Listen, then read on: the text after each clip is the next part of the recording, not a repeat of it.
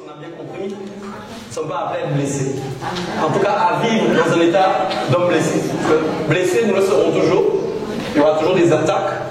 Il y aura toujours des choses pour nous blesser. Mais surtout la chose, le point le plus important que j'ai énoncé hier, c'est de ne pas vivre en mode blessure. Vous savez, les personnes qui n'ont pas Christ dans leur vie, quand ils perdent un être cher, ils n'ont pas la conscience que nous avons, déjà ils n'ont pas la compréhension que nous avons. Mais deuxièmement, ils voient la personne comme une personne morte réellement. Pour eux, dans leur esprit, cette personne, ils ne la verront plus jamais. Est-ce que vous me comprenez bien? Parce que la mort a encore un grand pouvoir dans leur conscience. Le chrétien converti n'a pas peur de la mort parce qu'il est vivant, il n'est plus mort. Vous comprenez bien, c'est pas la même chose. Le baptême n'est pas en fin de compte dans la résurrection.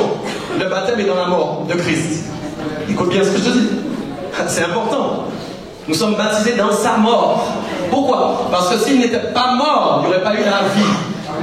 Okay? C'est la mort de Jésus-Christ de Nazareth qui a permis aujourd'hui qu'il y ait le pouvoir de la résurrection, parce que la mort a été vaincue à la croix. Est-ce que vous me comprenez bien?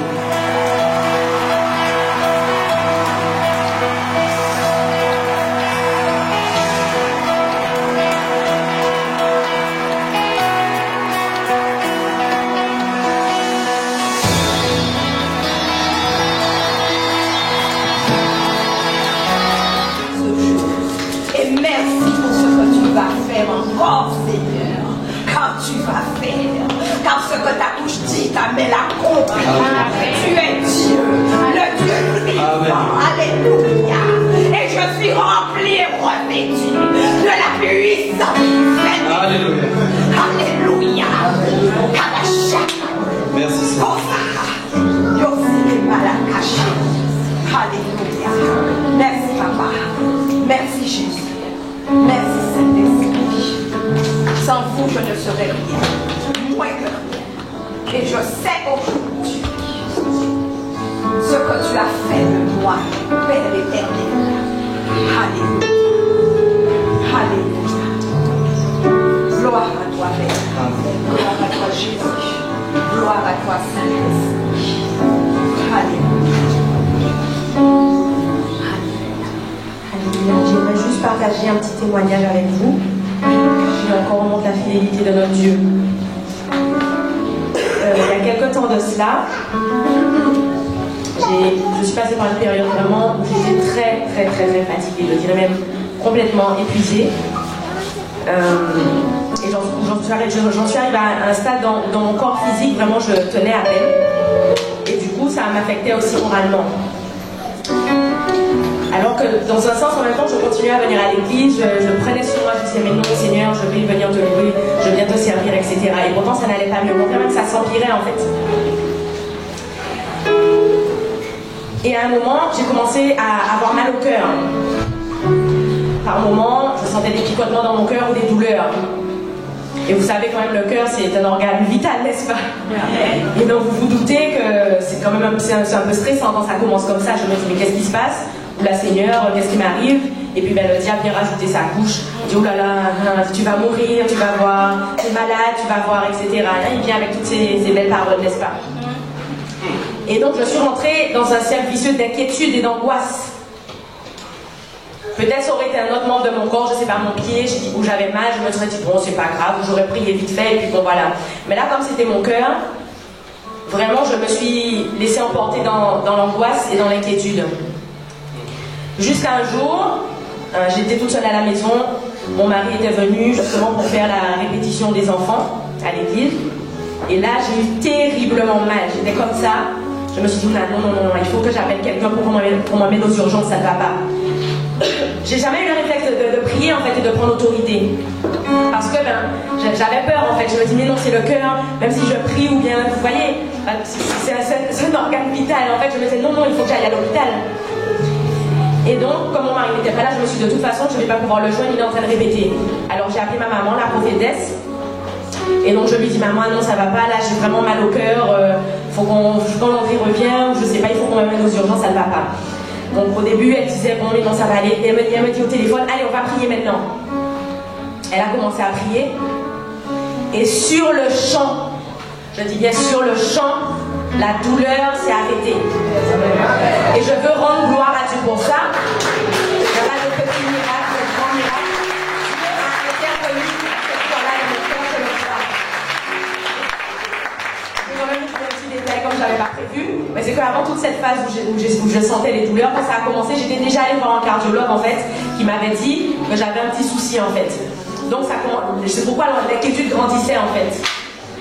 Et donc aujourd'hui, je suis retournée voir le cardiologue et il n'y avait plus aucun problème. Alors je rends gloire à Dieu. Je rends gloire à Dieu. Je rends gloire à Dieu. Et je veux vous encourager. Je le redis pour moi-même. Nous connaissons la parole de Dieu en théorie, mais pourtant tellement de fois nous oublions de l'appliquer dans les situations. Lorsqu'une douleur vient, lorsqu'un problème vient, il faut se rappeler de la parole de Dieu. Un problème arrive devant toi, tu dis non Seigneur, tu es mon refuge. Tu dis que je ne dois pas me soucier du lendemain, je ne dois pas m'inquiéter, ma vie est entre tes mains. Une douleur vient, tu dis non, je proclame qu'à la croix, par ses meurtrissures, Jésus-Christ a tout accompli. Je suis guéri au nom de Jésus. Donc voilà, j'aimerais vraiment nous encourager à vraiment chaque jour au quotidien mettre la parole de Dieu en pratique et ne pas laisser le diable essayer de prendre sur nous. Parce que dès qu'il empiète un peu, c'est parti. Alors soyons forts en Jésus et proclamons la parole de Dieu dans nos vies. Soyons vivants, actifs, dynamiques. Alléluia. Gloire à Dieu. Ça tombe bien, nous avons chanté sa fidélité. Amen. Ok, pas de Dieu, nous sommes là pour adorer le Seigneur. Moi, de ma voix un petit peu fatiguée, alors tu vas chanter au nom de Jésus. Amen. Je ne peux imaginer combien ça coûterait. À la croix, il a pris ma place. Jésus s'est donné. Je ne peux imaginer combien ça coûterait. À la croix, il a pris ma place. Jésus s'est donné.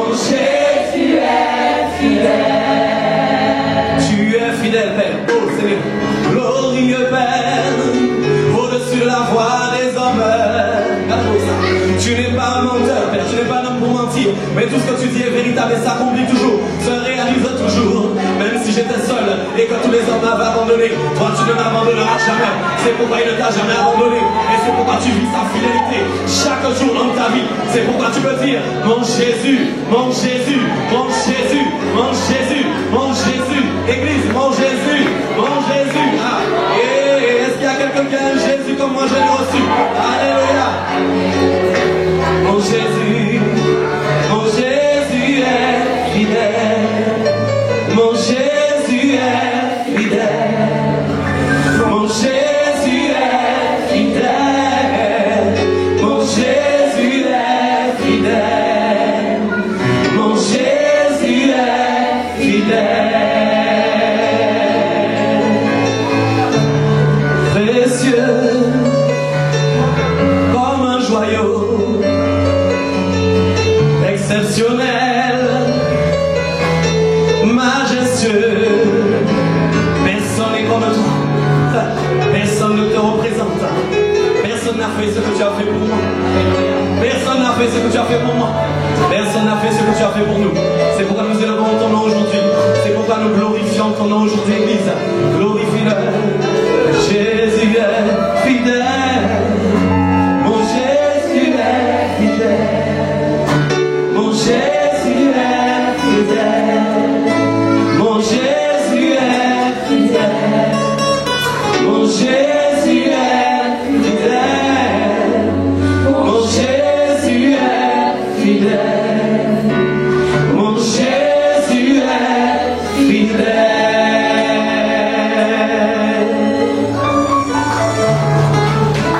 Alléluia. Merci pour ta faveur. Merci pour ton amour. Est-ce que quelqu'un peut prier une fidèle ce soir? Pas juste pour répéter, mais parce que tu le vis. Tu vis sa fidélité chaque jour. Amen. Tu vis sa fidélité chaque jour. Proclame sa fidélité. Prie avec moi. Il est fidèle. Il est fidèle. Seigneur, tu es fidèle. Merci, Nicolas. Merci, Seigneur. Alléluia. Alléluia. Nous acclamons le Seigneur et nous allons faire place.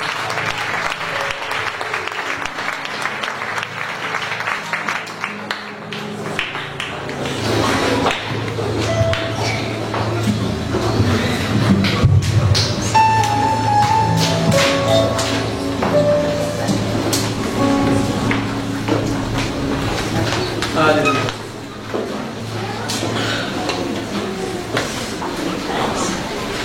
Amen, amen, amen. Est-ce que tu m'entends bien? Amen. Amen. On m'a dit que ma voix était un peu étouffée hier. Elle est toujours. Ah.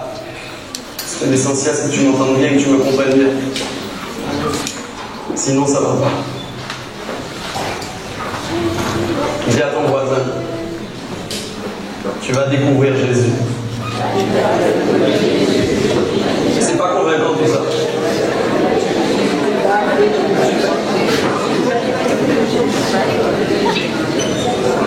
Qu'est-ce qu'il y a? Vous avez perdu la vigueur. Tu vas découvrir Jésus.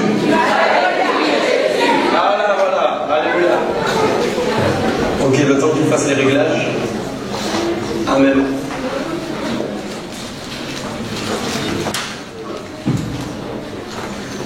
Waouh, Jésus est bon, hein? Amen. Je prie pour tous ceux qui ne le connaissent pas encore, qu'ils puissent le découvrir. Amen. C'est pas un Dieu sur une lettre morte, c'est un Dieu vivant. Amen. Et puissant. Incomparable. Amen. Véritable. Amen. Il y a d'autres mots encore. Allez-y au nom de Jésus. C'est ça la vie de l'Église. Vas-y au nom de Jésus. Lâche-toi pour Jésus. Il est Dieu. Amen. Il n'y a pas assez de mots dans un dictionnaire pour dire comment il est grand. Aucun mot ne peut décrire sa grandeur. Amen. C'est bon pour les réglages ou pas? Étouffé toujours. Bizarre, moi je m'entends très bien, je ne comprends pas. Amen. Moi j'ai pris l'habitude d'avoir les mains libres maintenant. C'est dur pour moi de reprendre un micro pour prêcher. Dès que je l'ai essayé une fois, c'était fini. J'ai dit waouh, quel plaisir. Amen. Je rends gloire à Dieu. J'ai hyper chaud. Les gens se plaignent toujours qu'il fait froid ici, mais moi j'ai chaud depuis que je suis rentré. D'ailleurs, c'est pourquoi je dis laissez bien les clim à 22 derrière, parce qu'il y avait du 24 et c'est pas bon du tout, c'est de la chaleur qui sortait. C'était plus de la clim. Oui, c'est moi qui ai dit de régler à 22. Hein? C'est à combien? Oui, c'est bon. 22. Mais non, je disais quand je suis arrivé, c'était à 24. Et en plus, c'était du chaud qui sortait, c'était du fond. Amen. Ok, je rends gloire à Dieu. On fait toujours la présentation des invités à la fin, mais bon, j'ai une équipe qui est venue ce soir, je suis très content et je bénis le nom de Dieu pour ça. Amen. Je les présenterai à la fin. Je rends gloire à Dieu pour ça. Amen, qu'ils soient là, qu'ils puissent entendre la parole de Dieu aussi. Et je prie dans le nom de Jésus qu'ils puissent recevoir la vérité ce soir. Pour être comme nous, libres en Christ, en religion, en Jésus. Amen. La religion ne sauve pas, c'est Jésus qui sauve. Est-ce que tu étais béni hier soir? Qui était là hier soir? Levez les mains pour que je puisse voir. Ok, amen. Donc ça va. Amen. Donc il y a d'autres personnes qui prennent la conférence en cours de route. Gloire à Dieu. Nous avons dit que nous avons un thème pendant 7 jours, qui est donc le Saint-Esprit guérit toutes tes blessures. Nous avons parlé de beaucoup de choses hier, pour ceux et celles qui étaient là.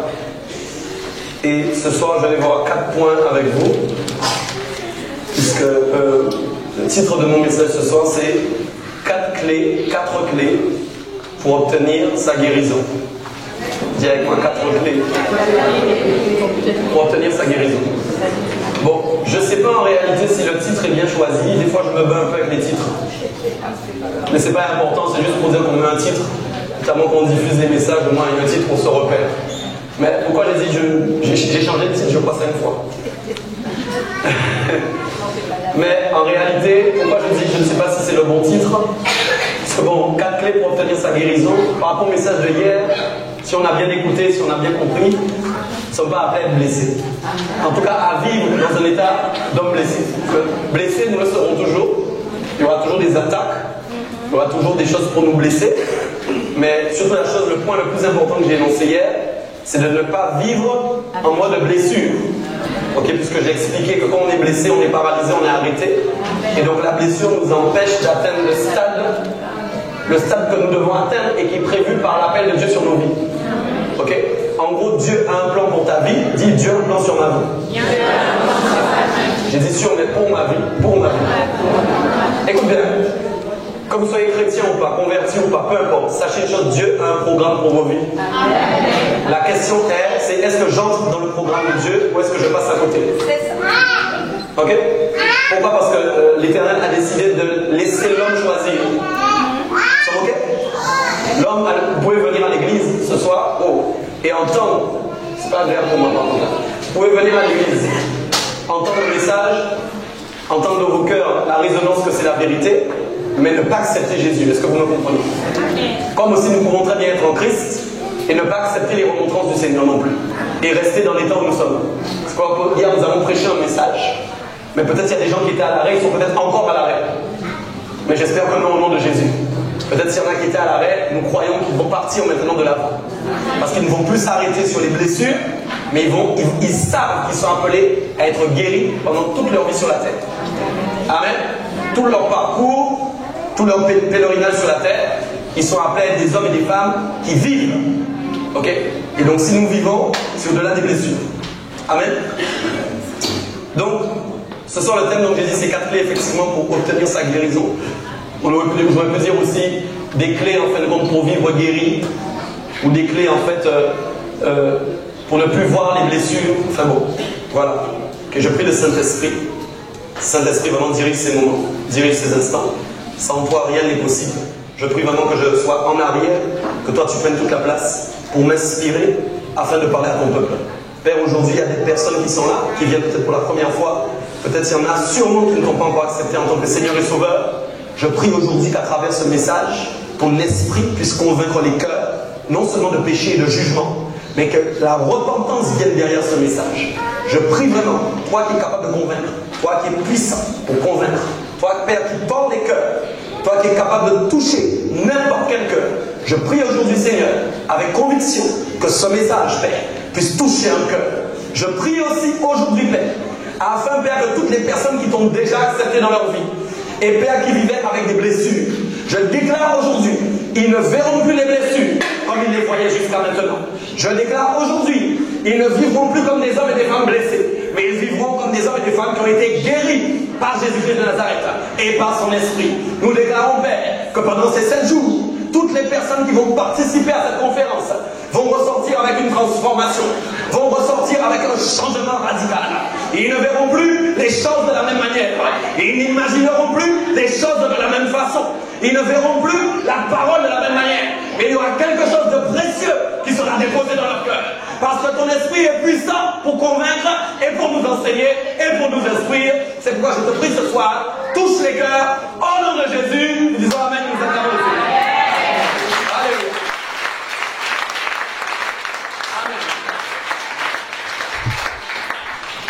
Amen, amen. Donc je vais voir 4 points avec vous ce soir, que je vais déjà citer. Je vais essayer d'être tranquille pour pouvoir bien expliquer ces clés-là. Donc la première clé que nous verrons ce soir, c'est la conformité en Christ. Tu peux déjà noter si tu veux, la conformité en Christ. Ce sera le premier point que je vais aborder.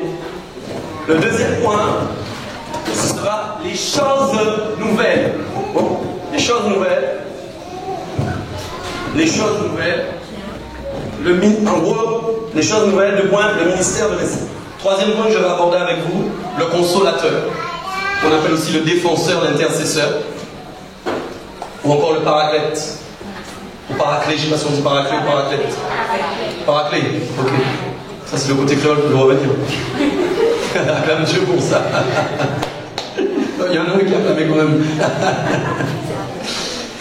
Amen.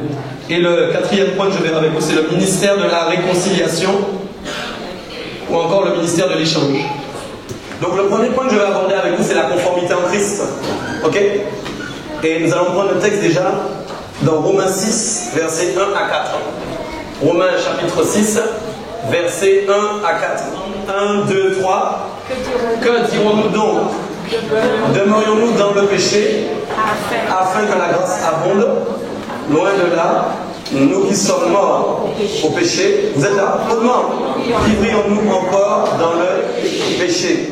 Ignorez-vous que nous tous qui avons été baptisés en Jésus-Christ, c'est en sa mort, nous avons été baptisés. Nous avons donc été ensevelis avec lui par le baptême en sa mort, afin que, comme Christ est ressuscité des morts, par la gloire de Dieu, du Père, de même, nous aussi, nous marchions en nouveauté de vie et dit un grand Amen. Un deuxième texte encore, c'est 2 Corinthiens 5, verset 17, qui nous dit, si quelqu'un est en Christ, vous connaissez, il est une nouvelle créature, les choses anciennes. Voici toutes choses sont devenues. Ok, disons Amen, nous acclamons la parole de Dieu. Ok. Je vais parler de quelque chose d'essentiel. Pourquoi j'ai fait 4 points? Parce qu'il faut que nous ayons conscience, que nous ayons toute la connaissance possible, en fait, sur le cheminement depuis Jésus-Christ jusqu'à la venue du Saint-Esprit. Ok? Et pourquoi aujourd'hui, quand nous disons que nous sommes capables de vivre sans blessure, qu'est-ce que Dieu a fait pour que ce soit possible? Amen. Hier, j'ai dit quelque chose de très important. J'ai dit, dans le siècle dans lequel nous vivons, il y a quelque chose qui est attristant. C'est qu'aujourd'hui, nous devons prêcher la conversion aux convertis. Vous vous rappelez que j'ai dit ça hier? Ça veut dire que quand, c'est incroyable, si vous faites le tour je vous assure, écoutez certains orateurs, vous verrez eux-mêmes prêcher les mêmes choses. Parce qu'en fin de compte, il y a un problème au niveau de la conversion de nos jours. Ok? Et il y a trop de conversions qui ne sont pas réelles. D'accord? Donc, la clé, en fin de compte, pour vivre vraiment en tant que des chrétiens guéris, totalement libres et plus esclaves du péché, il faut vraiment que nous soyons totalement en Christ. Voilà ce que le texte dit qui est très important. Et il dit donc, ignorez-vous que nous tous qui avons été baptisés en Jésus-Christ, c'est en sa mort que nous avons été baptisés. En fin de compte, quand nous disons que nous sommes vivants, ok, donc je vous disais, Amen. Donc, ignorez-vous que nous tous qui avons été baptisés en Jésus-Christ, c'est en sa mort que nous avons été baptisés. Ok. Nous n'avons pas été baptisés dans la vie de Jésus-Christ. Ok. Écoutez bien, et le texte après suivant dit, nous avons donc été ensevelis avec lui par le baptême en sa mort. Enseveli veut dire en fin de compte que réellement, écoute bien, tu es déjà mort si tu es en Christ. Ah. En réalité, celui qui a accepté Christ dans sa vie est déjà mort. En fait, quand on va t'enterrer, on n'enterre pas un mort, on enterre un vivant. Je ne sais pas, c'est pas la même chose. Écoutez bien, vous savez, les personnes qui n'ont pas Christ dans leur vie, quand ils perdent un être cher, ils n'ont pas la conscience que nous avons déjà, ils n'ont pas la compréhension que nous avons. Mais deuxièmement, ils voient la personne comme une personne morte réellement. Pour eux, dans leur esprit, cette personne, ils ne la verront plus jamais. Est-ce que vous me comprenez bien? Parce que la mort a encore un grand pouvoir dans leur conscience. Le chrétien converti n'a pas peur de la mort parce qu'il est vivant, il n'est plus mort. Vous comprenez bien, c'est pas la même chose. En fin de compte, si tu meurs demain en tant que chrétien converti à Christ, tu es enterré vivant. C'est pourquoi c'est un corps vide qu'on enterre, mais la vie est auprès de Jésus. C'est très important. Nous devons comprendre en fin de compte que la conversion, c'est d'abord mourir. Tu ne peux pas être converti si tu n'es pas mort. C'est pourquoi la Bible dit, nous avons été ensevelis en Christ. C'est pourquoi, quand nous passons par les eaux du baptême, quand tu passes sous l'eau, en fin de compte, c'est un tombeau spirituel de ton ancienne vie, l'ancienne personne que tu étais, qui est pour toujours, définitivement disparue. Est-ce que vous me comprenez bien? Pour qu'il y ait quelque chose de nouveau, il faut qu'il y ait quelque chose d'ancien qui disparaisse. Écoutez bien, vous ne pouvez pas créer quelque chose de nouveau s'il n'y a pas eu quelque chose d'ancien avant. Sinon, vous n'utiliserez pas le mot nouveau. Chaque fois que vous sortez une nouveauté, c'est parce qu'il y a quelque chose d'ancien qui l'a précédé. C'est pourquoi regardez bien aujourd'hui qu'on regarde les voitures, le monde de la téléphonie ou peu importe, on dit toujours qu'il y a un nouveau qui est sorti. Parce qu'il y avait quelque chose d'ancien qui l'a précédé. Et dites-vous bien, les gens sont tellement omnibulés, quand le nouveau sort, ils ont déjà oublié l'ancien. Regardez bien. Ça marche tellement bien pour le matériel, et pourtant nous ne l'avons pas encore saisi pour notre vie spirituelle. Si réellement, ton ancienne personnalité, ton ancienne vie, moi je m'appelle Michael Dopia, mais en réalité je ne suis pas le Michael Dopia de 1979 au 25 mai 2005. C'est pas il y avait quelqu'un qui s'appelait Michael Dopia de 1979. Papa, je t'informe, hein, tu ne connais plus celui-là. De 79 au 25 mai 2005, il y avait un Michael Dopia qui existait. Mais celui-là était mort. Le Michael Dopia dont je parle, qui vivait, soi-disant, de 1979 au 25 mai 2005, c'est un mort. Pourtant, tout le monde le voyait vivant. Et tout le monde, s'il était mort pendant cette période, les gens auraient dit, on était gentil, il est mort, regarde ça, il est parti, pourtant il était tellement gentil. Comme les gens font habituellement. Ils pleurent, ok? Mais maintenant, il y a un nouveau Michael Dopia qui est né le 25 mai 2005 et qui est devant toi aujourd'hui. Écoute bien, si celui-là vient à mourir aujourd'hui, il n'est pas mort, il est vivant.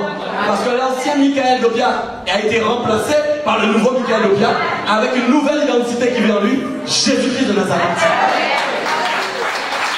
Est-ce que tu m'entends bien? C'est pourquoi Jésus avait dit, laisse les morts enterrer les morts. Ne sois pas fâché avec quelqu'un parce qu'il n'est pas venu à l'enterrement de quelqu'un de ta famille, surtout si la personne qui est décédée était chrétienne. Ça veut dire que tu n'as pas encore compris réellement qu'il n'est pas mort mais qu'il est vivant et que maintenant il est auprès de Dieu. Ça t'empêchera d'être fâché avec lui. Mais comprends pas?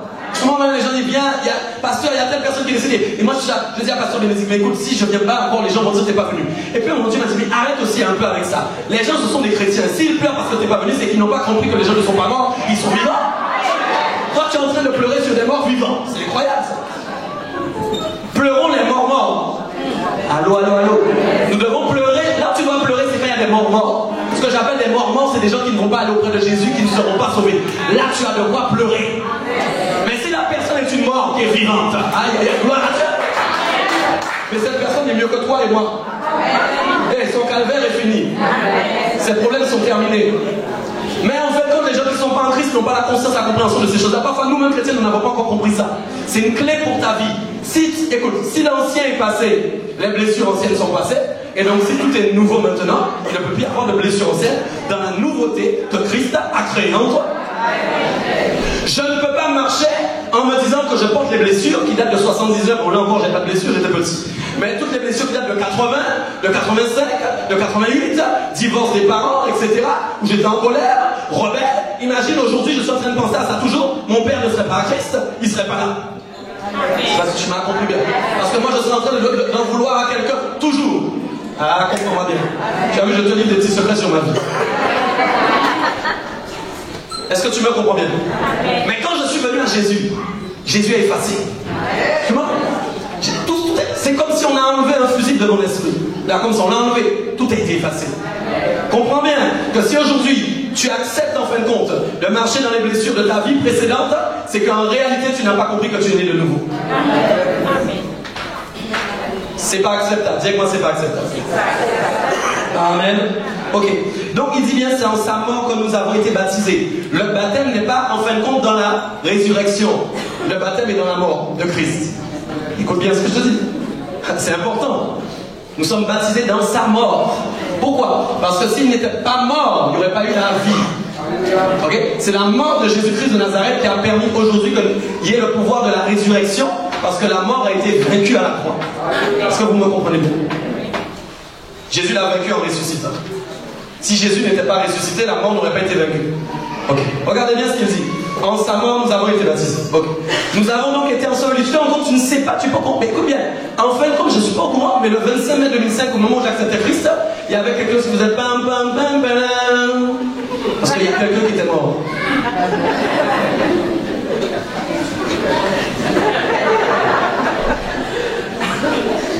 Il y a quelqu'un qui était enterré. Quand je suis passé sous l'eau un mois après, là, il a été définitivement scellé dans le tombeau. Amen. Mais ce qui se passe, c'est que vous savez, dans les films, les vieux films, il y a les morts vivants. Parfois, il veut sortir du tombeau et venir après moi. Est-ce que tu m'entends bien? Ce qu'on appelle le vieil homme. Écoute-moi bien. Ah, est-ce que tu es là? Le vieil homme, c'est celui qui est dans le tombeau, qui sort du tombeau pour venir après toi. Et essayer de te faire croire qu'il est toujours présent. Vous êtes là ou pas? Est-ce que tu me comprends? Eh oui, finalement, les morts vivants, ça existe. C'est oui. C'est vous-même parfois, c'est votre mort vivant à vous. Et il vient frapper, il dit, je suis là. Tu es toujours comme ça. Tu es toujours blessé. Tu es toujours mauvais. Quand tu entends ça, piétine ça au nom puissant de Jésus. C'est un menteur. Dis-lui, vieil homme, retourne dans ton tombeau au nom puissant de Jésus. Il y a longtemps que tu étais enterré sous l'eau. Tu n'as pas le droit de me parler. C'est Jésus, le Saint-Esprit, qui me parle. Alléluia. C'est pourquoi je dis le premier point important, c'est que vous soyez conforme en Jésus-Christ de Nazareth. Parfois, vous vivez en Christ, mais vous n'êtes pas conforme en Christ. Parce que vous n'avez même pas encore compris réellement, en fin de compte, qui vous êtes. Vous n'avez pas encore saisi réellement ce que Jésus a fait. Vous savez, des fois, les gens se convertissent, ils ne comprennent même pas ces choses-là. Ils marchent avec Jésus, mais ils n'ont pas compris qu'en fait, il y a une ancienne identité qui n'est plus là. Et ils marchent avec. Mais ce soir, comme tu es en train de comprendre, quand il viendra te parler, tu lui diras de partir. Alléluia. Quand tes pensées, il viendra, tu lui diras de partir. Écoutez, nous avons été ensevelis avec lui par le baptême en sa mort. Afin que, là c'est important, je t'assure, lis avec moi. Afin que, comme Christ est ressuscité des morts pour la gloire du Père. Il y a un mot qui est très important dans cette phrase, c'est comme, dis avec moi comme. Quand il dit comme, ça veut dire qu'il va faire une comparaison avec quelque chose. Et la comparaison qu'il fait derrière, c'est quoi? Comme Christ est ressuscité des morts par la gloire du Père, le de même vient pour bien démontrer qu'il est en train de faire une comparaison. Il dit quoi? De même, nous aussi, nous marchions en nouveauté de vie. C'est extraordinaire. Ça veut dire en fin de compte que la résurrection de Christ est au même niveau que la nouveauté de vie. Quand je dis je marche en nouveauté de vie, je suis en train de dire en fin de compte, je marche ressuscité. La comparaison est très claire. La résurrection, c'est la nouveauté de vie. Et en fin de compte, la mort de Christ, c'est l'ensevelissement. Donc 2 étapes. Quand Jésus est mort, nous avons été ensevelis avec lui. Ça, c'est la première étape. Deuxième étape, quand il est ressuscité, nous avons eu accès à la nouveauté de vie. Sans la résurrection, nous n'avions pas accès à la nouveauté de vie.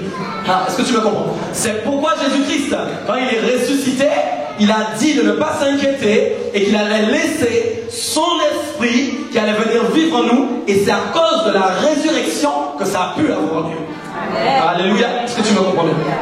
C'est extraordinaire de comprendre ça. Ok?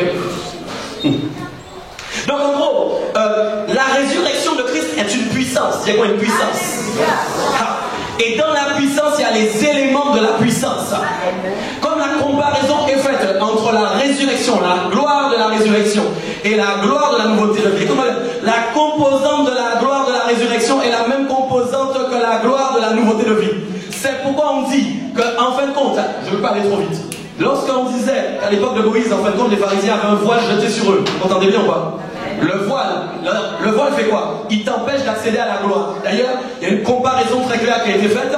Quand la gloire est venue sur le visage de Moïse, c'était une gloire passagère, vous en rappelez?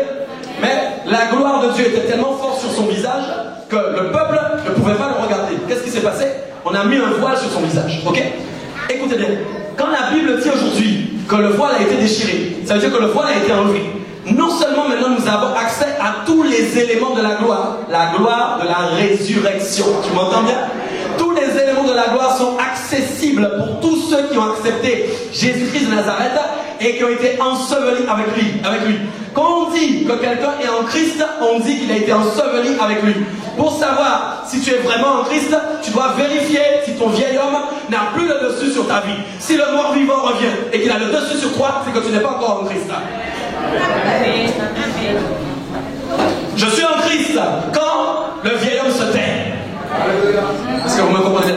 Les éléments de la gloire de la résurrection sont une puissance pour faire le vieil homme se taire. La nouveauté de vie est plus puissante que l'ancienneté de vie. Écoute ça. La déclaration de ta vie. Ma nouveauté de vie est plus puissante que l'ancienneté de vie. Ma nouveauté de vie est plus puissante que mon ancienneté de vie. Mais Dieu, tu dois y croire. Si tu crois pas, si tu ne le dis pas, de toute façon, c'est que tu n'es pas dans le mouvement du Saint-Esprit. C'est que tu n'as pas encore saisi ça pour ta vie. Tu n'es pas dedans. Ça, c'est clair. Alléluia. Tu ne dois plus avoir envie que ton vieil homme vienne. Les pharisiens marchaient avec leur vieil homme 24 heures sur 24. C'est pourquoi ils ne comprenaient pas et que leur cœur n'était pas accessible à la parole de Dieu. Les chrétiens, même convertis, vous verrez, c'est le vieil homme qui est là toujours. La personne n'est pas en Christ. Il dit, je suis chrétien, mais il n'est pas en Jésus. Parce que le vieil homme est là. Il y a bien un tombeau, mais il est vide. Tu vas à Rivière-Sens sous l'eau, tu le vois, il est ouvert. Ce sont des images. Non, je dis ça parce qu'on fait souvent des baptêmes à Rivière-Sens. Donc il y a beaucoup de membres à Rivière-Sens. Vous n'êtes pas au courant, allez vous baigner. Acclame le Seigneur. Chaque fois qu'on fait un baptême à Rivière-Sens, il y a un bon sous l'eau, les gens n'iront plus se baigner à Rivière-Sens. J'aurais peur qu'on te tire par les pieds. C'est impossible, les morts ne reviennent pas sur la terre. Et Dieu n'aime pas qu'on les dérange. Alors les sorciers qui les dérangent, là, ils prennent beaucoup de coups après. Vous me comprenez bien ou pas? Est-ce que tu es vivant? Tu es dans la joie? Impossible qu'on parle de blessures après. Si quelqu'un parle de blessures, il n'a pas compris. Alléluia. Il aura des blessures, mais il se taira. Dis, ah Seigneur, merci. Amen. Donc c'est pourquoi on peut déclarer la parole de 2 Corinthiens 5:7. Effectivement, si quelqu'un est en Christ, il est une nouvelle créature. Voyez un peu la chose? Si quelqu'un était enseveli, effectivement, en Jésus, il est une nouvelle créature. Pourquoi tu doutes? Pourquoi nous doutons souvent de nous? Nous sommes nouveaux. Recréés. Tu es là ou pas? Nouvelle créature. C'est extraordinaire. Tu es nouveau. N'aie pas de doute de qui tu es aujourd'hui. Écoute, tu n'es plus l'ancienne personne que tu étais. Le diable est très fort dans ce domaine. À toujours vouloir nous faire croire que tu n'as pas changé. Tu es toujours pareil. Tu es toujours mauvais. T'inquiète pas, les autres changent, mais toi tu ne changeras jamais. Mensonge. Est-ce que vous me comprenez bien? Accusateur. Alléluia. Vous allez voir le test de l'épreuve, c'est extraordinaire, ça je vais venir dans ce plan tout à l'heure. Quand Dieu permet, c'est là que nous devons comprendre pourquoi Dieu permet que des gens viennent nous blesser. Il teste pour voir si le vieil homme a toujours le droit de parler ou pas. Aïe aïe aïe. Vous ne voulez pas les tests, mais comment vous allez expérimenter la gloire de Dieu? Aïe aïe aïe. Le seul moyen d'apprendre, c'est d'expérimenter. Personne ne peut apprendre sans expérimenter. Vous me comprenez ou pas? Amen. Ça, c'était mon premier point. Donc, je voulais voir que vous puissiez comprendre la conformité en Christ et qu'est-ce qui nous rend conforme en Jésus. Donc, aujourd'hui, quand nous parlons de conversion, vous savez ce que c'est que la conformité en Christ. C'est quelqu'un qui est enseveli en Jésus, quelqu'un qui est mort est quelqu'un qui est né de nouveau. Amen. Et qui peut côtoyer en fin de compte la gloire de la résurrection à travers la nouveauté de vie. Ça, c'est extraordinaire. Ah, il faut encore... Écoutez, Jésus était sur la terre, il était vivant. Ok? Dans un corps de chair comme le nôtre. Quand il est ressuscité, ok? Il est passé par la mort avant. Ok? Donc, lui, sa nouveauté de vie, ça a été quoi? Ça a été en fin de compte la résurrection. Et ça a été nouveau. Vous savez pourquoi? Parce qu'en fin de compte, on n'avait pas encore vu quelqu'un faire ce que Jésus a fait. Je ne sais pas si vous me comprenez bien. Ah, appel de Dieu. Quand Jésus est ressuscité, il était en fin de compte une nouveauté. Quand les disciples l'ont vu et qu'il est revenu, personne n'avait jamais encore vu ça. Est-ce que vous me comprenez bien? Est-ce que vous comprenez comment c'est glorieux? Mais comme Jésus savait qu'il n'allait pas revenir, il fallait qu'il laisse quelqu'un pour le remplacer. Mais le projet de Dieu, c'était pas que ce soit de nouveau un homme dans un corps de chair comme nous, puisqu'il mourrait. Il fallait que ça tienne jusqu'à ce que toi tu meurs et jusqu'à ce que Jésus revienne. C'est pourquoi il a donné quelque chose de surnaturel qu'on appelle le Saint-Esprit, qui est une partie de l'Esprit de Jésus-Christ de Nazareth, qui sera toujours là éternellement pour tous ceux qui ont été ensevelis. Et quand ils sont nés de nouveau, ils le reçoivent. Et le Saint-Esprit à ce moment-là amène la gloire de Jésus. Le Jésus de la terre n'est pas le Jésus du ciel. Ce n'est plus le même. Est-ce que vous me comprenez bien? Le Jésus que nous lisons, c'est un autre Jésus maintenant qui est dans le ciel. Un avocat. Comprenez bien. Jésus sur la terre était un consolateur. Dans le ciel, il est devenu un avocat. Sur la terre, c'était un consolateur. Il était une aide. Il consolait les gens. Il les sauvait. Est-ce que vous me comprenez? Mais quand il est entré dans le ciel, il a changé. Il est allé à la droite de Dieu. Est-ce que tu m'entends bien? À côté du juge. Et il est devenu l'avocat. Pour nous, 24 heures sur 24. Il n'a plus le même rôle seulement. C'est le Saint-Esprit maintenant qui a le rôle du consolateur sur la terre. Parce que Jésus-Christ n'est plus là. Tu ne peux pas être blessé. Tu as quelqu'un à ta disposition. 24 heures sur 24. C'est un SMUR plus grand que le SMUR. Quelle que soit la blessure que tu reçois au moment où tu l'appelles, la ligne n'est jamais occupée. Il n'y a jamais d'encombrement à l'accueil du guichet. Il est tout le temps dispo. Avec lui, tu ne feras pas la queue. Pourquoi? Parce qu'il vit en toi. Écoute, nous avons un pompier personnel. Ça, tu dois dire gloire à Dieu. Nous avons un pompier personnel. Amen. Gloire au Seigneur. Ça me fait enchaîner donc sur ce que j'étais en train de dire. Et sur donc le deuxième point que je voulais aborder avec vous. Les choses nouvelles, le ministère de l'Esprit. Ok? Je viens d'en parler et d'entamer en fin de compte le cursus que nous venons de citer. Puisque Jésus-Christ est parti, mais il a laissé son esprit. Je vais m'appuyer sur un autre texte pour ça. 2 Corinthiens 3, 12 à 18. 2 Corinthiens 3, 12 à 18.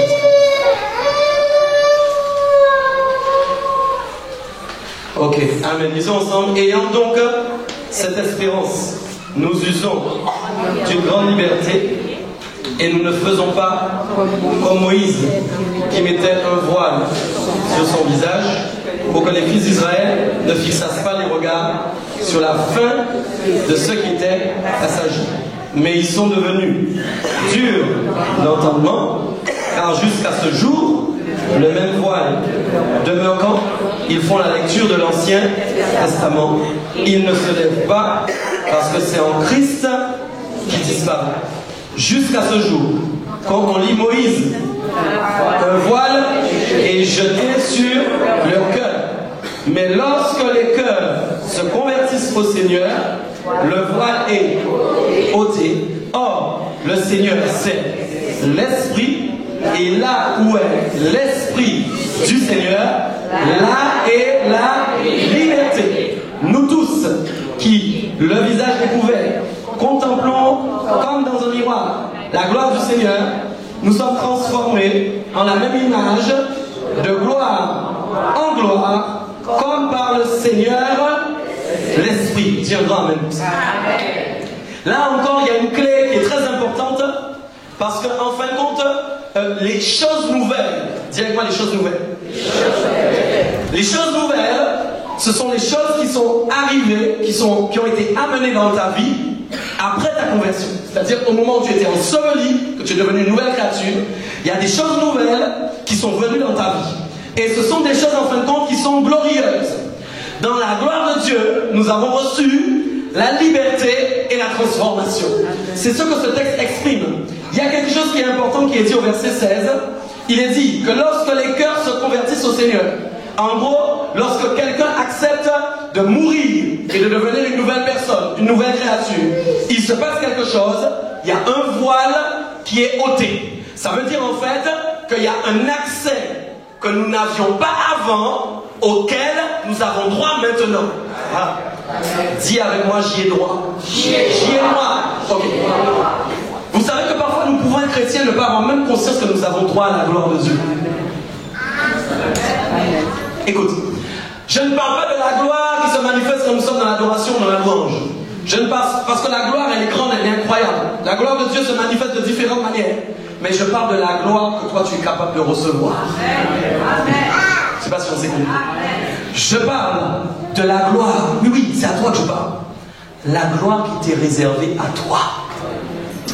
Amen. Je ne te dis pas que tu es en train de prendre la gloire de Dieu. Non, ça n'a rien à voir. Mais pourquoi? Le projet de Dieu, c'est que nous soyons à son image, à sa ressemblance. Tu veux savoir une chose? Dieu ressemble à la gloire. Donc si je suis à son image et à sa ressemblance, ça veut dire qu'il y a quelque chose de glorieux chez moi. Écoute, dans mon ancienne vie, l'atmosphère de gloire de Dieu n'était pas en moi. Si on me regardait à l'époque, on ne pouvait pas voir la gloire de Dieu. Au contraire, on aurait vu autre chose. Ceux qui sont spirituels auraient vu autre chose. Vous me comprenez ou pas? Mais quand maintenant le Seigneur dit, maintenant tous ceux qui sont convertis, amen, ils ont accès à la gloire de la résurrection. La gloire de la résurrection, c'est quoi? Jésus, ressuscité, n'a plus le corps qu'il avait sur la terre. Il a un corps glorieux. En réalité, quand je dis que je suis vivant, c'est parce que je suis déjà dans le processus de la résurrection. C'est parce que je sais que quand je meurs, je ne meurs pas. Donc je suis déjà dans le processus de la résurrection glorieuse. Mais comme le Saint-Esprit vit déjà en moi, oh là là, et que le Saint-Esprit ne vient pas de sous la terre, mais du ciel, c'est-à-dire en fin de compte, dans un lieu où la gloire règne. Quand le Saint-Esprit descend dans ma vie, il descend aussi avec de la gloire. Et Dieu a le désir de manifester sa gloire dans ma vie et qu'elle soit visible et palpable. Ah, entends-moi bien, est-ce que tu me comprends bien ce soir? Nous devons chercher la gloire de Dieu. Quand nous disons que nous cherchons la gloire de Dieu, c'est pas pour prendre sa gloire, ça n'a rien à voir. C'est pour ressembler à sa gloire. C'est pas la même chose.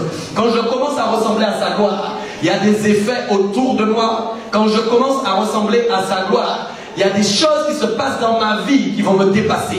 Le surnaturel de Dieu commence à me côtoyer parce que je commence à lui ressembler de plus en plus. Je suis appelé à être une nouvelle créature, pas une ancienne. Et la nouvelle créature dispose de la gloire de Dieu. Est-ce que vous me comprenez bien ce soir? Peuple de Dieu, c'est important. Dans la gloire, il n'y a pas de blessure. Jésus n'est pas blessé. Dieu n'est pas blessé. Quand la gloire descend, toutes les blessures sont guéries. Quand la gloire descend, toutes les maladies sont guéries. Comprends-moi bien. La gloire de... Écoute-moi, la résurrection c'est une puissance. La résurrection c'est la mort qui ne peut plus parler. Est-ce que tu me comprends? Donc la nouveauté de vie possède la même gloire. Je ne sais pas si on se comprend ce soir. Je ne sais pas si on se comprend. Je ne sais pas si on se comprend. Amen. Dieu nous fait bénéficier de sa gloire avant même que nous soyons dans sa gloire et qu'il soit revenu. Parfois nous avons tendance à oublier ça. Nous préférons vivre notre petite vie de chrétien en se disant que c'est comme ça que ça se passe. Ce n'est pas une réalité. Si nous cherchons réellement le surnaturel de Dieu, nous devons chercher sa gloire. Amen. Ok, alléluia. Écoute bien. Donc c'est pourquoi il dit quelque chose d'important. Lorsque les cœurs se convertissent au Seigneur, le voile est ôté. Ça veut dire qu'en fait, l'accès est donné à la gloire. Ok?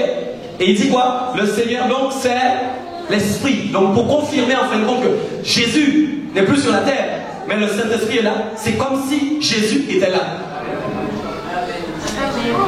Dites-moi une chose. Quand vous parlez au Saint-Esprit, vous parlez à Jésus. On se comprend? Quand vous dites Seigneur, Seigneur, vous parlez aussi au Saint-Esprit. Le Seigneur, c'est l'Esprit. Ok? Et il dira plus loin donc quelque chose de très important. Le Seigneur, c'est l'Esprit. là où est l'Esprit du Seigneur, là est la liberté. Dans la gloire, il y a la liberté. Écoute bien, parce qu'il y a la puissance de la gloire de la résurrection. La résurrection, c'est quoi? C'est la mort qui a été enchaînée et qui ne peut plus parler. Pourquoi? Avant, nous étions captifs de la mort. Nous étions enchaînés à la mort. Quand Jésus est ressuscité, les chaînes ont été brisées. Est-ce que vous me comprenez bien? Donc ça veut dire, quand je me convertis et que je vis en nouveauté de vie, je vis aussi dans la gloire de la liberté.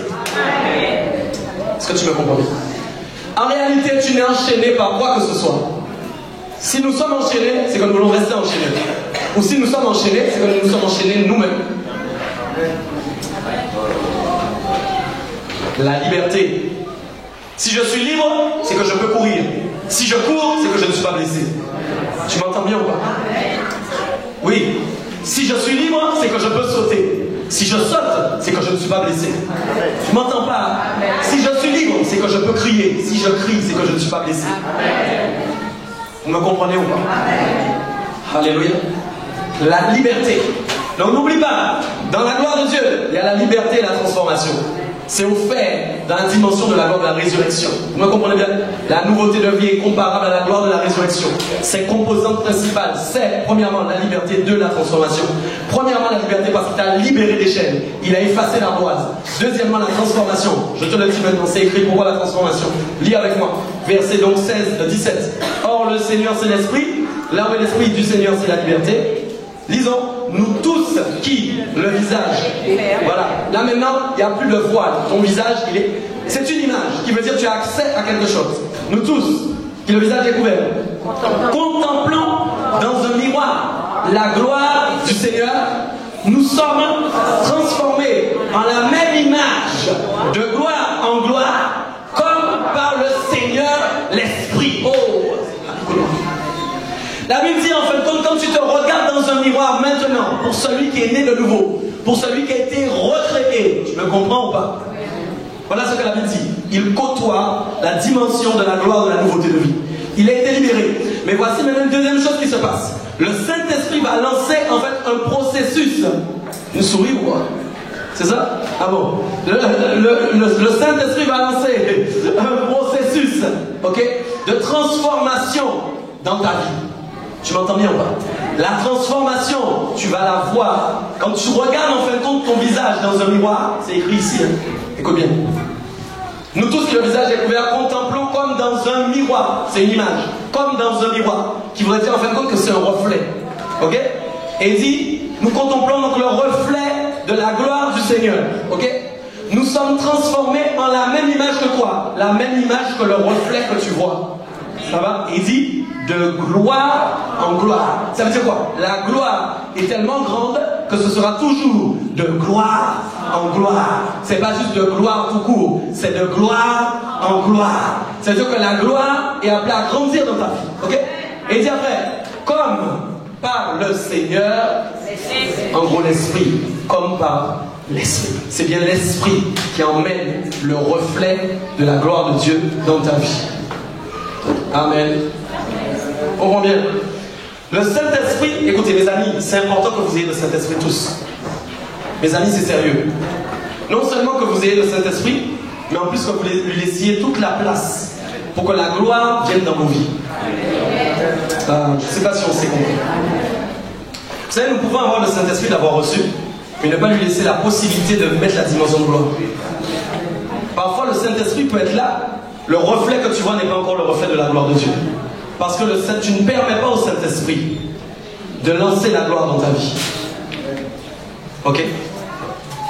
Quand tu as l'Esprit de Dieu en toi, dis-toi une chose. Le Saint-Esprit vient déposer la gloire de Dieu dans ta vie. Tu dois lui laisser la place. Nous parlons trop. Dis, je parle trop. Je ne laisse pas l'Esprit parler. Assez. Vous me comprenez ou pas? Le Saint-Esprit vient pour amener la gloire. Si nous avions vraiment conscience de ça, nous ferions autrement. Amen. L'Esprit vient amener la gloire dans ta vie. Il y a un autre texte qui dit, 2 Corinthiens 3, 7 à 9, si on n'a pas le temps de le prendre, surtout verset 8, il est dit que combien le ministère de l'Esprit n'est-il pas plus glorieux? Ok? Si le ministère de la condamnation était glorieux, le ministère de la justice est beaucoup plus supérieur en gloire. Est-ce que vous me comprenez bien? C'est-à-dire que le ministère de l'Esprit est plus glorieux que le ministère mosaïque. Est-ce que vous me comprenez bien? Le ministère de l'Esprit est glorieux. Pourquoi? Il n'amène pas une gloire passagère, mais il amène une gloire permanente. Nous sommes appelés à vivre dans la gloire de Dieu 24 heures sur 24. Pas un jour sur 3, ni un jour sur 5. Dis avec moi tous les jours. Tous les jours. Amen. Alléluia. Ok, troisième point que je veux voir avec vous, le consolateur, défenseur, intercesseur. Ce que je vais appeler aussi le paraclet. Est-ce que vous avez déjà entendu parler de ce mot-là? Je sais que je l'avais déjà expliqué un jour ici. Ok, le paraclet en fin de compte c'est dans le grec, le mot parakletos en fin de compte, qui exprime la définition du consolateur. Donc chaque fois que vous lisez un verset qui parle du consolateur, vous lisez paraclet. Ok? Le consolateur c'est qui? C'est le Saint-Esprit. Est-ce que nous sommes d'accord? C'est le Saint-Esprit. Le consolateur, c'est le Saint-Esprit. Mais c'est aussi Jésus. Parce que Jésus lui aussi a été consolateur. D'ailleurs, dans la définition de paraclet, il y a deux mots qui reviennent, consolateur et aussi avocat. Ok? Amen. Il y a une définition que j'ai cherchée, que j'ai aimé beaucoup. Dans le grec, en fait, la définition explique que, dans un sens plus large, écoutez bien, le consolateur est une aide, un assistant, un adjoint. Le Saint-Esprit est destiné à prendre la place de Christ. Ok? Et pourquoi? Pour nous conduire dans une profonde connaissance de la vérité de l'Évangile et nous donner la part du royaume divin. Une force divine nous rendant capables de vaincre les épreuves et les persécutions. Est-ce que vous avez compris? Le Saint-Esprit n'est pas seulement un consolateur qui vient en fin de compte dans ta vie pour te dire « Ah, tu as eu un petit bobo là, je le guéris ». Ça n'a rien à voir. Il est consolateur, il vient te consoler pour te relever, mais il t'appelle à vaincre. Il t'appelle à vaincre. Vaincre, ça veut dire quoi? À ne pas prendre tous les coups. Est-ce que tu me comprends bien? Mais à lutter aussi par l'Esprit de Dieu. Moi, j'ai aimé quand il a dit dans la louange tout à l'heure, nous n'avons pas lutté contre la chair et le sang. Ça, ce sont des textes liés aux personnes qui ont reçu le Saint-Esprit quand nous parlons de combat spirituel. C'est par l'Esprit que nous combattons. Ok? Donc il est consolateur, mais attention pas que. Il n'est pas là comme pour dire je guéris tes bobos. Mais il est là pour t'apprendre aussi à surmonter les blessures. Amen. Amen. Si tu as reçu le Saint-Esprit et que tu essaies de surmonter tes blessures seul, ça ne sert à rien que tu aies le Saint-Esprit. Quand vous avez le Saint-Esprit en vous, c'est pour travailler avec lui. Donnez-lui le pouvoir sur vos vies. Permets-lui de faire des choses que toi, tu n'es pas capable de faire. Accepte de lui dire que tu ne peux plus et que c'est lui maintenant qui doit prendre le relais. Le surnaturel de Dieu va se déclencher à ce moment-là dans ta vie. Si tu lui laisses faire. Est-ce que vous me comprenez? Donc le paraclet est un consolateur et aussi un avocat. Ok? D'ailleurs, il y a quelques tests qui ont été donnés que vous connaissez, puisque c'est pas la peine de les mettre à l'écran. Mais par exemple, Jean 14,16 a dit « Je prierai le Père, il vous donnera un autre consolateur afin qu'il demeure éternellement. » Ça, c'est ce que Jésus leur avait dit. Ok? Jean 14,26 dit aussi « Le consolateur, l'Esprit Saint, que le Père enverra en mon nom, vous enseignera toutes choses, vous rappellera tout ce que j'ai dit. » On a dit ça hier, vous vous rappelez? Donc il vient consoler, mais il vient aussi enseigner. Vous savez, ok? Jésus a encore dit « Quand sera venu le paraclet que je vous enverrai de la part du Père, l'Esprit de vérité qui vient du Père, il va rendre témoignage de moi. » Donc le paraclet aussi vous témoigne de qui est Jésus. Est-ce que nous sommes ok? Vous voyez tout ce qu'il peut faire. Il n'est pas seulement un consolateur. Ok? Amen. Alléluia. Je vais vous parler de deux choses. Donc paraclet, j'ai dit, ça veut dire consolateur, mais ça veut aussi dire avocat. Comprends-moi bien. C'est pourquoi je t'ai expliqué tout à l'heure. Tu es là avec moi? Quand Jésus était sur la terre, il était un consolateur. Ok? Le nouveau Jésus est devenu un avocat. Ok? L'avocat, c'est celui qui intercède. C'est ce que ça veut dire intercéder? Intercéder, ça veut dire qu'il plaide ma cause. Alors, je parle à quelqu'un, vous êtes toujours là? Dire le Saint-Esprit plaide ma cause. Donc en fait, Jésus est avocat et en même temps consolateur. Est-ce que vous me comprenez bien? Le Saint-Esprit fait la même chose, parce que la Bible dit qu'il intercède pour nous par des soupirs inexprimables. Ok? Donc quand le Saint-Esprit est dans la vie de quelqu'un, si toi tu n'es pas capable de te défendre, lui il va commencer à te défendre comme un avocat avec sa robe. Il le fera de ton être intérieur. il parlera à Dieu pour toi. Parce que Dieu sonde ton cœur et le Saint-Esprit lui communique la pensée de ton cœur. Il dit, il y a une détresse. Tu me comprends bien ou pas? Écoute ce que je dis. Le Saint-Esprit dit, il y a une détresse là maintenant chez quelqu'un. Dieu entend, alléluia. Et le Saint-Esprit donne les ordres au Saint-Esprit. Le Saint-Esprit communique à la personne ce qu'elle doit recevoir à ce moment-là. Par une parole, par une manifestation divine, par quelque chose de puissant. Est-ce que vous me comprenez bien? Vous ne pouvez pas déclencher le surnaturel de Dieu et vivre des expériences fortes avec Dieu si vous ne comprenez pas que le Saint-Esprit est là pour tout ça. Aïe, aïe, si tu n'as pas le Saint-Esprit, tu dois le recevoir au nom de Jésus. Je prie cette semaine qui passe, si tu es là du début à la fin, si tu n'as pas le Saint-Esprit, il faut que tu ressentes avec le Saint-Esprit. Est-ce que tu m'entends bien? Si tu n'es pas rempli, tu dois ressentir rempli du Saint-Esprit. Sans le Saint-Esprit, il ne peut pas y avoir la consolation. Amen. Alléluia. Ok. Donc je disais, il y a deux points. Je veux parler de l'avocat premièrement. Pourquoi? Il y a Apocalypse 12:10 qui dit que j'entendis dans le ciel une voix forte qui disait, maintenant le salut est arrivé, la puissance et le règne de notre Dieu et l'autorité de son Christ. Car il a été précipité, qui? L'accusateur de nos frères, celui qui les accusait devant notre Dieu. Tu es là? Dis-moi, je suis là. Amen. Vous savez, on dit souvent le diable, on dit souvent Lucifer, mais ce mot-là est plus important. L'accusateur. La Bible enseigne qu'il accuse jour et nuit. Dis encore. Jour et nuit. Ça, c'est grave pour nous. Pendant que tu ronfles, lui, il vient à la table de Dieu. Tu es là ou pas? Pendant que toi, tu ronfles tellement que le Saint-Esprit ronfle aussi. Écoute bien. Lui, il vient là, il vient au conseil de Dieu et dit, lui, je l'accuse pour telle chose. Lui, je l'accuse pour telle chose. Elle, je l'accuse pour telle chose. Jour et nuit, il nous accuse. C'est pourquoi Dieu savait que nous avions besoin d'un avocat. Il n'y a pas de hasard avec Dieu. Maintenant, quand il vient accuser, il y a un avocat dans le ciel qui lui commence à plaider ta cause. Est-ce que tu me comprends bien? Est-ce que tu es là? Il y a un avocat qui vient là et qui vient plaider ta cause. Alléluia. Pourquoi? Parce qu'il ne veut pas que tu périsses. Ok? Il ne veut pas que tu périsses. Alléluia. C'est pas la Bible dit encore de ne pas pécher. Mais si on a péché, nous avons un intercesseur dans le ciel. Est-ce que vous êtes là ou pas? Voilà la clé. Sinon, si nous n'avions pas cet intercesseur, nous mourrons dans notre péché. Ok? Mais écoute bien la clé. Il y a Jésus dans le ciel qui est cet avocat. Mais déjà sur la terre, tu as un intercesseur qui travaille pour toi.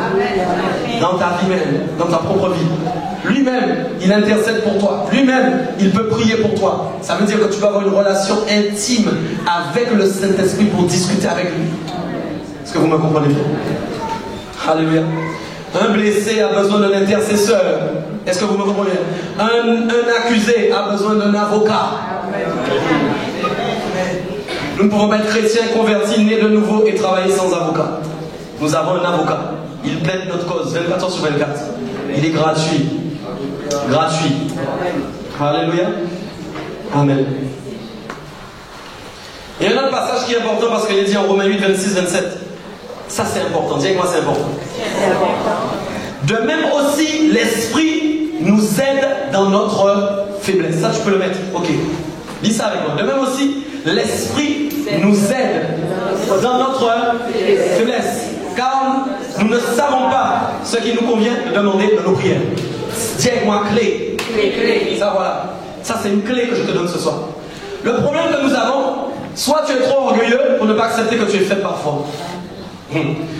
Nous sommes faibles parfois et Dieu nous a donné des clés pour remonter par rapport à notre faiblesse. Ok, la Bible dit aussi l'Esprit va nous aider dans notre faiblesse. Pourquoi? Parce qu'on ne sait pas ce que nous devons dire dans nos prières. Nous ne savons pas. Et une nouvelle pour vous, les petites prières écrites sur des papiers là, qu'on remet. Fais cette prière là tous les jours, je ne sais pas qui là. Vous connaissez pas les prières? On vous a jamais remis ça à l'époque? Dieu que les gens sont étonnés. Répète ça tous les jours.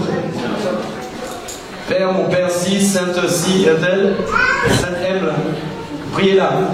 Ok, ça c'est des prières toutes faites. Mais la prière qui est écrite là, elle n'a aucun impact. Ok? Tu as besoin d'une prière inspirée par un intercesseur. Tu as besoin d'une prière inspirée par un avocat. Tu ne le sais pas, mais en toi, il y a un avocat vivant. C'est pas si tu as compris. C'est pourquoi quand on parle de prière et d'intercession, c'est pas la même chose. Vous êtes tous des intercesseurs normalement. Mais pour intercéder, il faut avoir conscience qu'il y a un avocat qui vit en toi. Tu n'as jamais fait de droit, mais pourtant tu es un avocat. Tu me comprends ou pas? Je ne sais pas si on se comprend bien. Dis-moi si on se comprend. Amen. Le Saint-Esprit est consolateur, il est intercesseur. Ok, il console quand tu es blessé, d'accord? Mais quand maintenant, il y a des attaques, il intercède en ta faveur. Mais toi aussi, tu es aussi un intercesseur. C'est important. Ça veut dire donc, il intercède pour que toi-même tu deviennes un intercesseur et pour que toi-même tu fasses des prières inspirées. Amen. Nos mots ne sont pas suffisants pour intercéder. Nous avons besoin d'un enseignant pour exprimer les mots. Le Saint-Esprit a été donné pour ça. Ok? C'est pourquoi toi tu vas éteindre aussi toi ton intelligence un petit peu et dire au Saint-Esprit, prends le contrôle maintenant, prends le pouvoir maintenant et fais-moi parler au nom puissant de Jésus-Christ de Nazareth. Fais-moi prier. Quand tu es faible, en réalité tu es fort parce qu'en toi il y a quelqu'un de fort. C'est pas que tu sois fort parce que tu as trouvé de la force par toi-même, mais en toi il y a quelqu'un qui est fort. Est-ce que tu es conscient de ça? C'est quoi dans ta faiblesse, dans la réalité, il vient t'aider dans cette faiblesse. Amen. Il vient te secourir. Il dit donc, l'Esprit lui-même intercède par des soupirs inexprimables. Je ne sais pas si vous avez déjà senti ça. Est-ce que vous avez déjà senti ça? Si tu n'as pas senti ça encore, tu dois le chercher. Moi, je sens le Saint-Esprit parfois. Il respire. Je pense qu'il y a quelque chose qui se passe. Il y a quelque chose qui soupire en moi. Est-ce que vous me comprenez? En fait, je ne l'entends pas, mais il est en train de parler à Dieu. Tu ne sais pas? Écoute-moi bien. C'est dangereux le Saint-Esprit. Pendant que tu marches là tranquille, il est en train de parler avec Dieu. Tu n'entends pas. Pourtant, il y a de communication. Vous croyez que le Saint-Esprit parle seulement quand les dons se manifestent? Ça n'a rien à voir. C'est pas quand je fais une parole de connaissance que le Saint-Esprit parle. Le Saint-Esprit, il parle sans bruit. Lui, il n'a pas besoin de parole pour communiquer avec Dieu. Les soupirs suffisent. Le soupir dans ton être intérieur, c'est en fait les mots que le Saint-Esprit est en train d'exprimer à Dieu, mais dans le langage divin surnaturel que tu n'entends pas. Pourquoi? Il est dans un canal surnaturel que l'oreille naturelle ne peut pas entendre. C'est pas sûr. Le Saint-Esprit est dans un canal surnaturel que l'oreille naturelle ne peut pas entendre.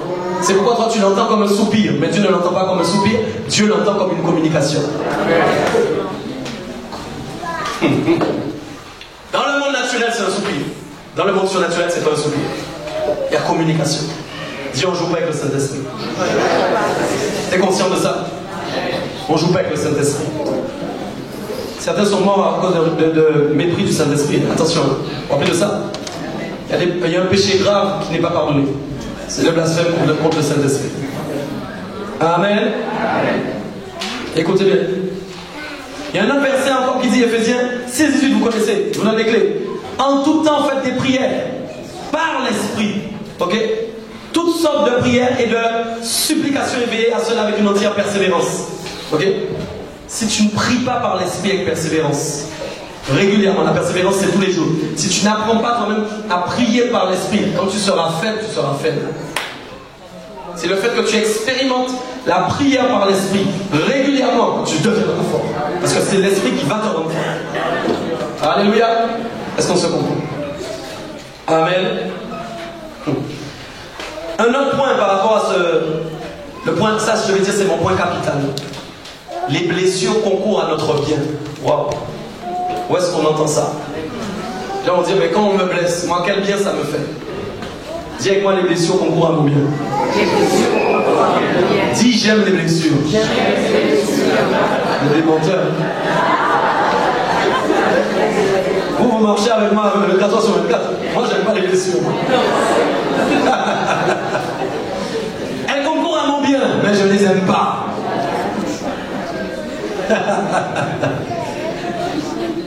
Écoute, Romains 8, 28 à 30 nous dit, nous savons du reste que toute chose concourt au bien de ceux qui aiment Dieu. En fait, quand j'ai lu ça, vous savez ce que je me suis dit? Punaise, c'est le verset chrétien phare. Et, allô. Dis-moi, je suis là, pasteur. Ah, j'aime quand il y a de la vie, vous savez ça. Et ça, c'est verset biblique number one du chrétien. Dans une journée, tu entends dire ça. Toutes choses concourent au bien de ceux qui aiment Dieu. Toutes choses concourent au bien de ceux qui aiment Dieu. Toutes choses concourent au bien de ceux qui aiment Dieu. Mais en fait, toutes choses concourent au bien de ceux qui aiment Dieu. C'est une sorte d'assurance. Ils se rassurent lui-même. Oh, c'est normal, c'est bon.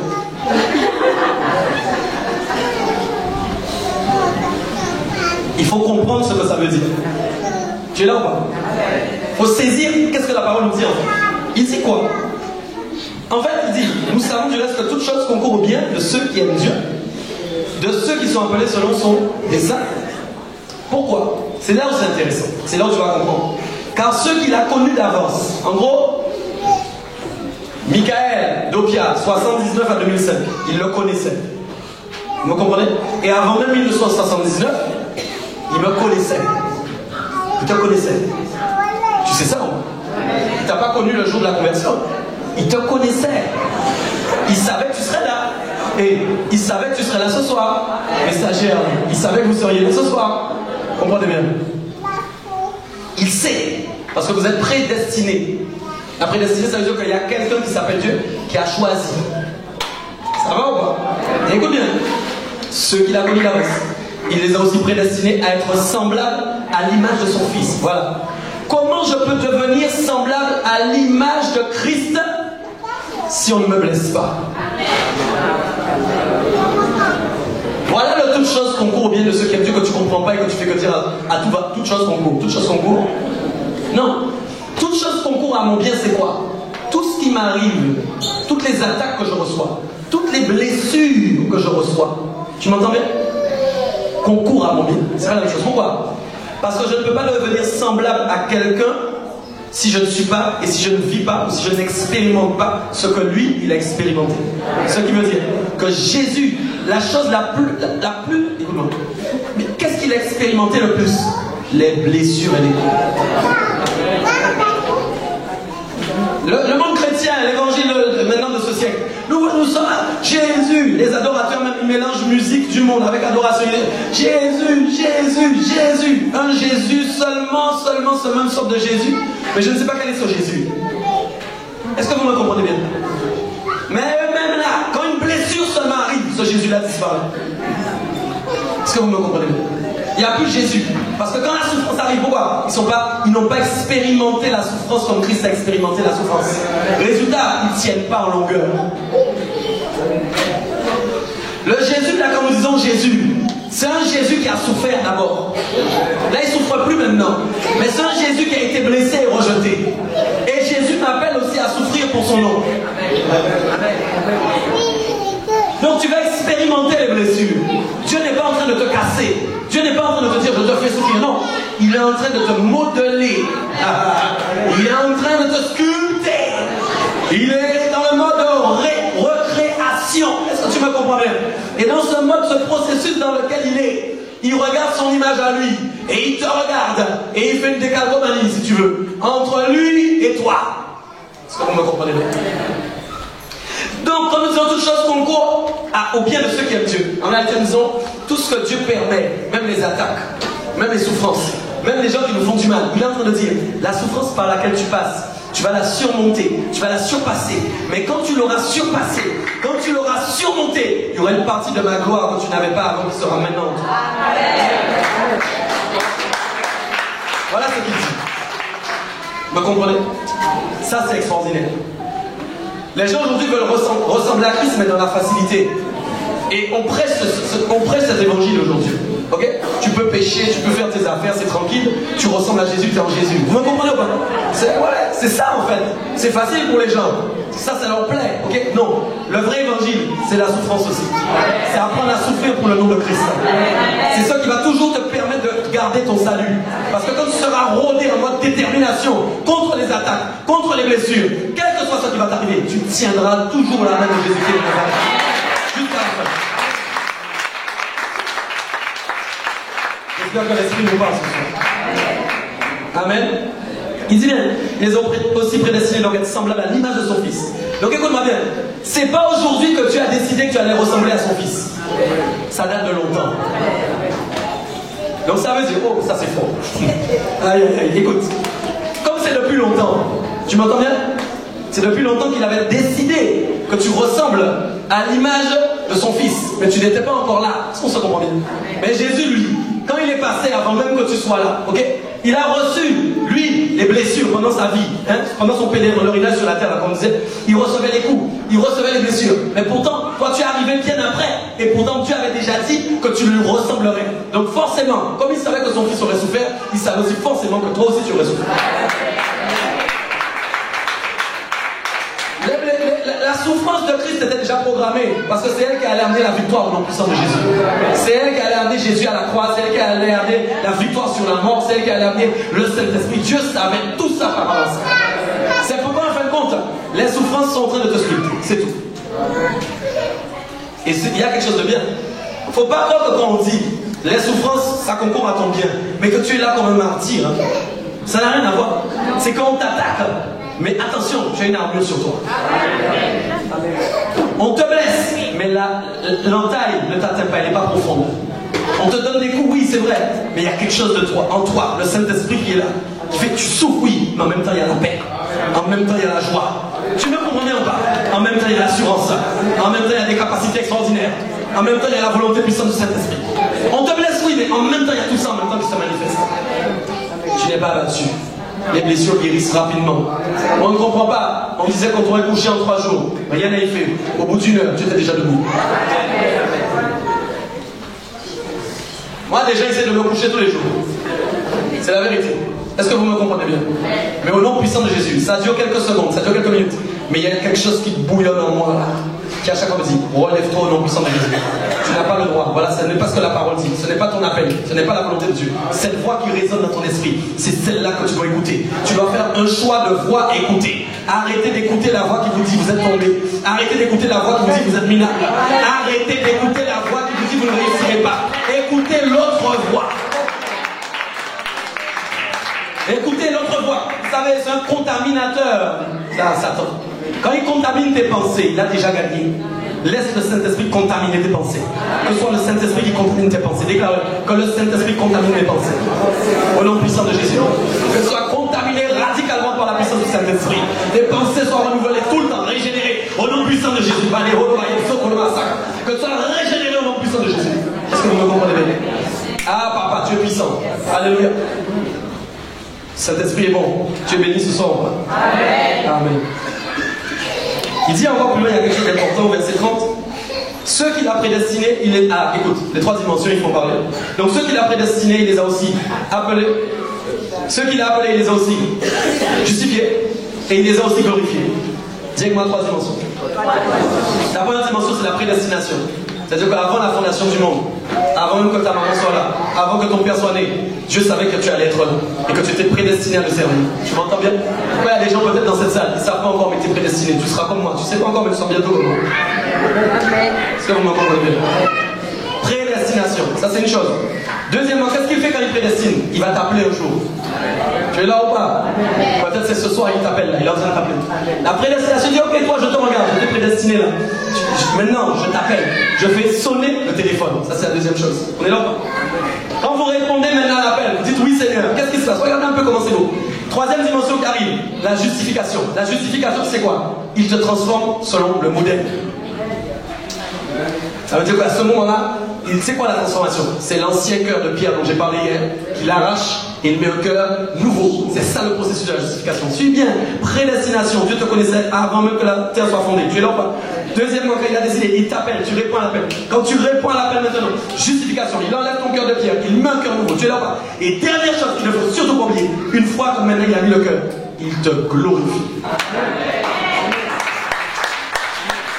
C'est la partie que nous oublions souvent. Là, nous sommes prédestinés, oui, nous sommes appelés, oui, nous avons un cœur nouveau, oui. Mais la gloire, ça, j'ai envie que ça résonne, que tu sois conscient de ça ce soir. Ça nous concerne. La gloire. S'il n'y a pas la gloire, il n'y a pas le surnaturel. J'aimerais que vous compreniez ça. La gloire de Dieu, c'est surnaturel. C'est pas l'homme que vous voyez là en train de vous parler. La gloire de Dieu, c'est une manifestation surnaturelle. On en a besoin. Amen. Tu es appelé à glorifier. Amen. Toujours dans le même point avec la victoire en Christ par l'Esprit, j'ai 2 passages à voir encore. Je suis toujours dans le 3e point. Mais qui dit donc, Romains 8, 37 à 39, nous dit, mais dans toutes ces choses, nous sommes plus que vainqueurs par celui qui nous a aimés. Car j'ai l'assurance que ni la mort, ni la vie, ni les anges, ni les dominations, ni les choses présentes, ni les choses à venir, ni les puissances, ni la hauteur, ni la profondeur, ni aucune autre créature, qu'elle vienne de Mars si elle veut, parce qu'apparemment les Martiens, aucune autre créature ne pourra nous séparer de l'amour de Dieu manifesté en Jésus-Christ notre Seigneur. Il faut acclamer ça. Rien ne peut me séparer du Saint-Esprit. Si j'en suis séparé, c'est que c'est moi qui m'en suis séparé. Est-ce que vous me comprenez? Mais rien ne peut le faire. Inséparable. Ok, je termine avec mon quatrième point qui sera rapide, qui est le ministère de la réconciliation et de l'échange. Ça, c'est très important qu'on en parle. 2 Corinthiens 5, 2 Corinthiens 5, versets 18 à 21. Équipe de louange, vous pouvez venir. 2 Corinthiens 5, versets 18 à 21. Donc on va finir sur ça. Il dit, tout cela vient de Dieu. Dit tous, lisons ensemble pour finir. Tout cela, il nous a réconciliés avec lui par Christ et il nous a donné le ministère de la réconciliation. Car Dieu était en Christ, réconciliant le monde avec lui-même, en n'imputant point aux hommes leurs offenses. Et il a mis en nous la parole de la réconciliation. Nous faisons donc, reprends fidèle pour moi, s'il te plaît. Nous faisons donc les fonctions d'ambassadeurs pour Christ, comme si Dieu exhortait par nous. Nous vous en supplions, au nom de Christ, soyez réconciliés. Celui qui n'a pas connu le péché, il l'a fait devenir péché pour nous, afin que nous devenions en lui justice. C'est très simple. Réconciliation, en fin de compte, en réalité, veut dire échange dans le grec. Dis avec moi, échange. Si je remplace le mot réconciliation par échange, voilà ce que ça donne. Vous êtes là?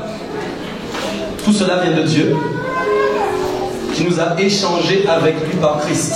Écoutez bien. Il nous a donné le ministère du changement, de l'échange. Écoutez bien. Dieu était en Christ, échangeant le monde avec lui-même. Vous comprenez ou pas? C'est ce que Christ a fait. Christ a pris le monde sur lui. Il a échangé avec sa gloire de prince. Vous comprenez bien? Il a porté nos péchés. L'échange veut dire quoi? L'échange, c'est la nouveauté, tout simplement. L'échange, c'est Christ a porté pour nous, pour que nous recevions quelque chose de nouveau. C'est ça le ministère de la réconciliation. Aujourd'hui, tu peux être réconcilié avec Dieu maintenant. Vous commencez à jouer, pas de souci. Aujourd'hui, n'importe qui là peut être réconcilié avec Dieu sur le champ. Simplement, il accepte Jésus-Christ de Nazareth dans sa vie. Là, maintenant, réconciliation. La Bible dit, celui qui confesse de sa bouche, ok, le Seigneur, la confession de la bouche, il est sauvé. Ok, amen. Donc, ce qui veut dire que nous tous qui avons accepté le Seigneur, pour ceux qui n'ont pas encore fait, ils vont le faire au nom de Jésus, je le crois. Aujourd'hui, celui qui accepte Christ est réconcilié avec Dieu. Ça veut dire que Dieu va échanger son ancienne vie contre une nouvelle vie. Le point capital pour nous chrétiens convertis, c'est nous faisons donc les fonctions d'ambassadeurs pour Christ, comme si Dieu exhortait par nous. Ça veut dire, quand nous recevons la réconciliation avec Dieu, nous recevons aussi un ministère. C'est pas un ministère pastoral, ça n'a rien à voir. C'est le ministère de la réconciliation que nous devons propager. Nous devons dire à ceux qui n'ont pas encore Christ, je t'en supplie, sois réconcilié avec Dieu. Est-ce qu'on se comprend ce soir? Ceux qui sont dans le Seigneur là ce soir, c'est quoi j'ai dit hier? Les blessés ne peuvent pas aller chercher des blessés. Je ne sais pas si vous êtes toujours là avec moi. Mais on verra plein qui regardent d'autres choses. Écoutez ce que je vous dis. Notre appel, c'est de parler à ceux qui ne sont pas encore réconciliés. Parce qu'écoutez, tous ceux qui ne sont pas comme nous ne sont pas réconciliés avec Dieu. C'est en Christ qu'on est réconcilié avec Dieu. Amen. Notre rôle, quand nous parlons, la saison de l'année du véritable, c'est conquérir, déployer, répandre. Ok? Nous ne pouvons pas le faire si nous sommes blessés. Si vous-même vous êtes dans des attitudes d'homme et de femme blessés, ça ne fonctionnera pas. Un aveugle ne peut pas conduire un aveugle. C'est pas possible. Amen. Amen. Acclame le Seigneur.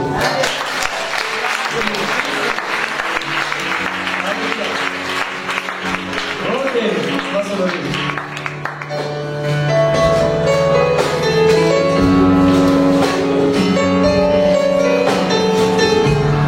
Est-ce que tu as été béni? Est-ce que tu as été béni? Est-ce qu'il y a des vainqueurs ce soir? J'aimerais savoir s'il y a quelqu'un aujourd'hui à travers le message qui l'a entendu, il a reçu quelque chose pour sa vie. Est-ce qu'il y a des personnes qui ont reçu quelque chose pour leur vie ce soir? Alléluia. Alors acclame Dieu pour ça.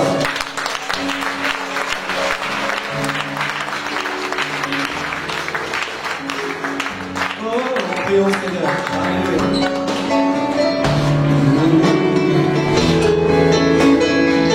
Il est fidèle, il est fidèle, fidèle.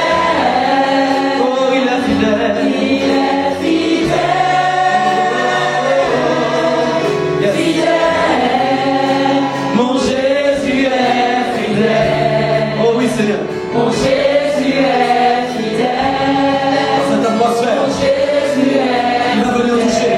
Alléluia. Mon Jésus. Oh, il est fidèle.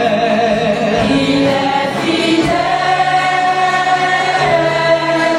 Fidèle. Oh, tu es. Il est fidèle. Fidèle. Mon Jésus est fidèle. Mon Jésus est fidèle. Son onction va se manifester. Il est présent ce soir. Pour te convaincre. Mon Jésus est fidèle. Il est fidèle.